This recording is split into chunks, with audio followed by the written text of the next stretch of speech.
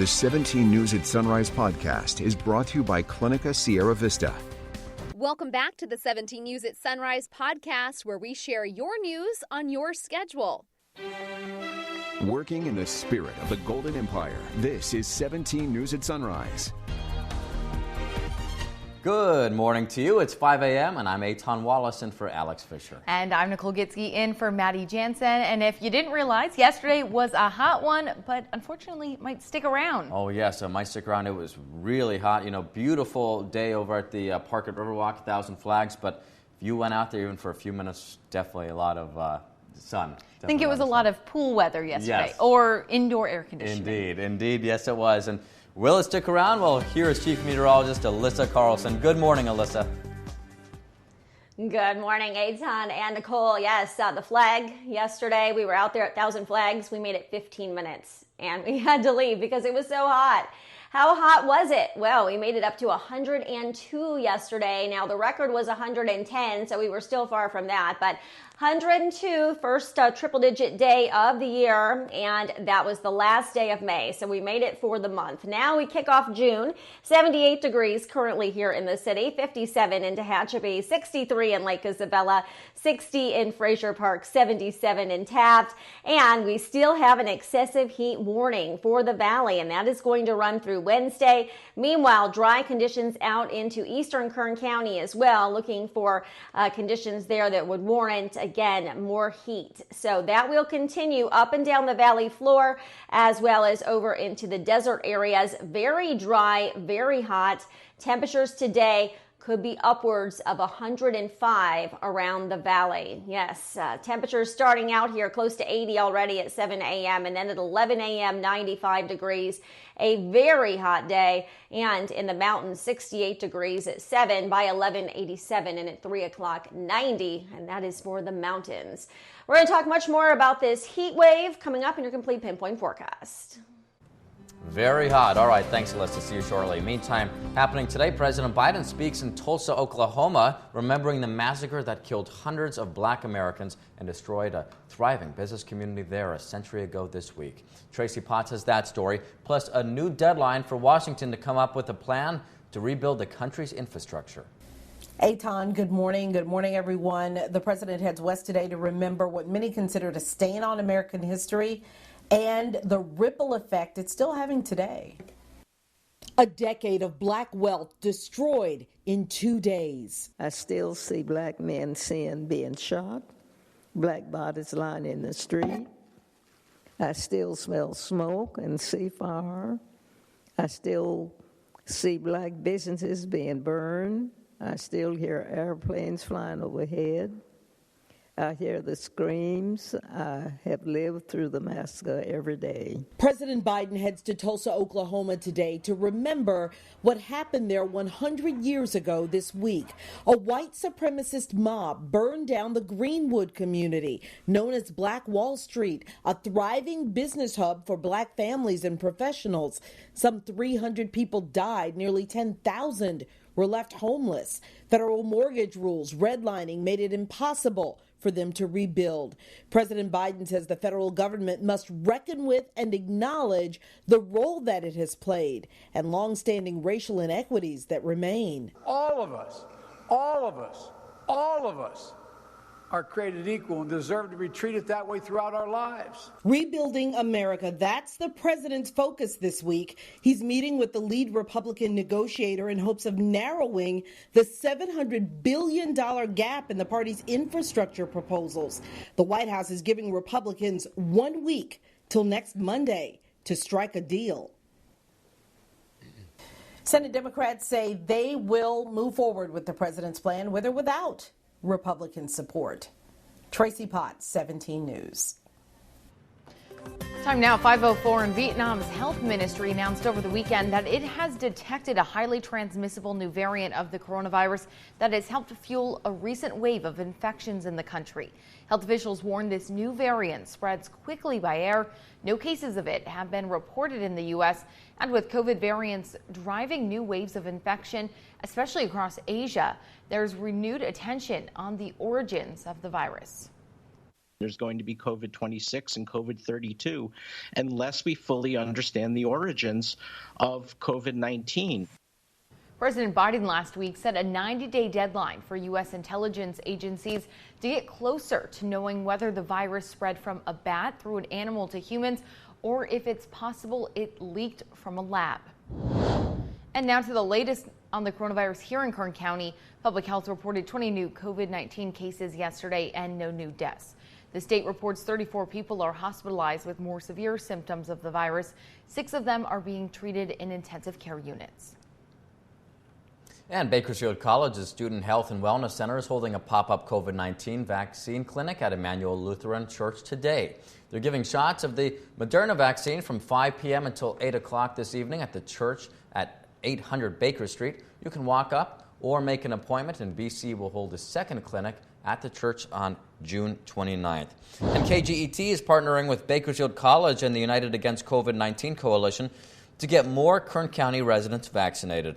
Thursday, we will be hosting a free vaccine clinic outside of the KGET studios. It's happening from 11 a.m. until 7 p.m. on the corner of 22nd and M Streets, also known as Compassion Corner.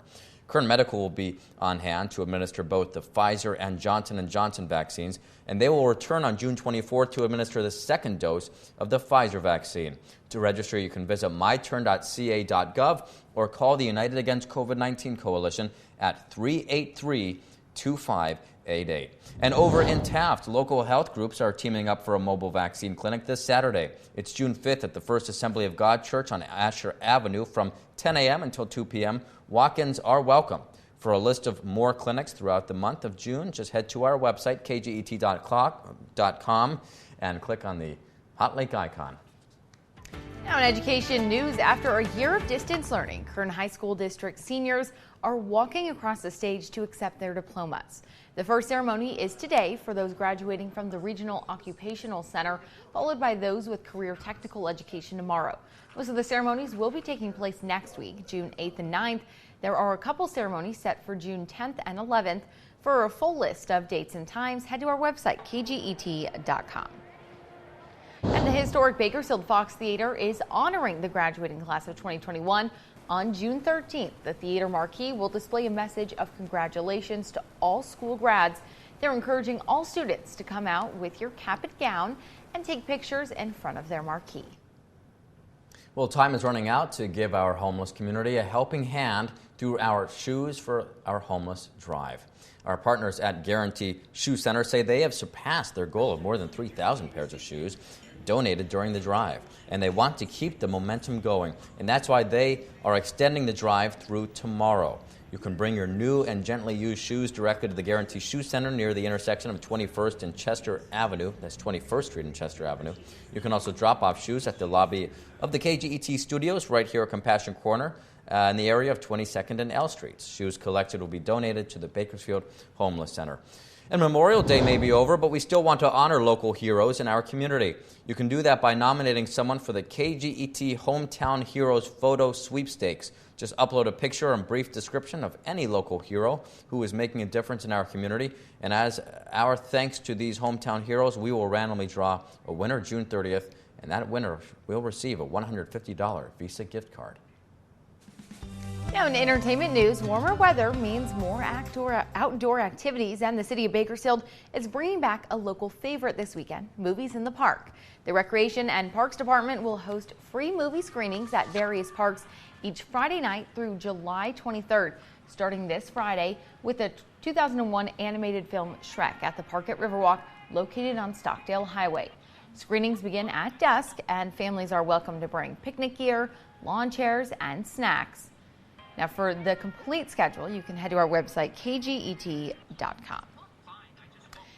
And a local man who had hoped to cash in on a rare record album says he'll hang on to his vinyl treasure after all. You may remember our story on Nick Bosanich, the Bakersfield man who offered up on eBay a copy of Bob Dylan's second album, released in 1963, The Freewheelin' Bob Dylan. But this wasn't just any record. It was one of just 22 known copies that were pressed in error, with 4 songs that were later replaced by another tune. Now, a similar copy sold a few years ago for $35,000.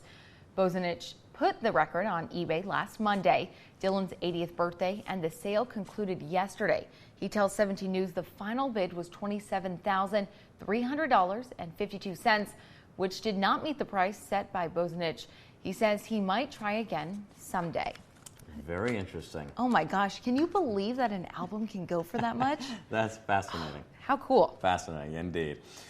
Clinica Sierra Vista is now offering rapid COVID-19 testing and COVID-19 vaccinations. Call 833-278-4584 to make your appointment. But don't delay. Clinica Sierra Vista, putting patients first. Making headlines around the nation, we began with an update on a story we brought you yesterday.